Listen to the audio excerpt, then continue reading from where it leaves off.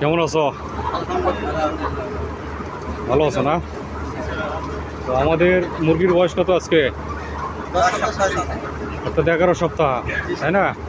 11 সপ্তাহ পর্যন্ত আমাদের মুরগির কোনো সমস্যা হয়েছে? কোনো কক্সি হয় নাই, কোনো সমস্যা হয় নাই, হয়েছে? না হওয়ার কারণ কি? আমাদের এই যে লিটার আছে, লিটারটা কীরকম, ভালো না?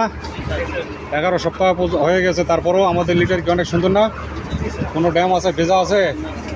নাই, কিন্তু লিটার ঠিক থাকার কারণে আমাদের মুরগির সমস্যা হয় নাই, ঠিক আছে? এর আগের বার কী ছিল?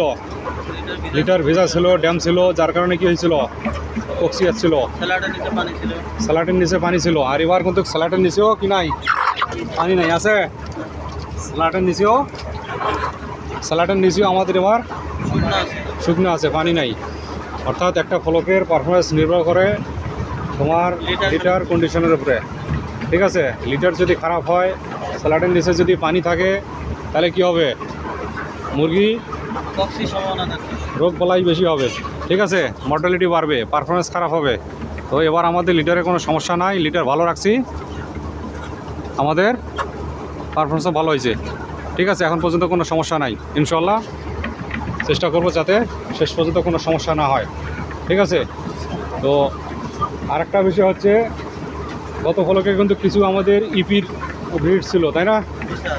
ইপির ব্রিড ছিল, এটা একটা কিন্তু লিটার ভেজার একটা অন্যতম কারণ, ঠিক আছে?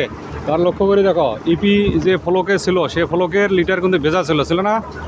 হ্যাঁ, অর্থাৎ ইপি যে পায়খানা করে, ঠিক আছে, এই মুরগিটা পানির পরিমাণ বেশি পায়খানার মধ্যে, ঠিক আছে?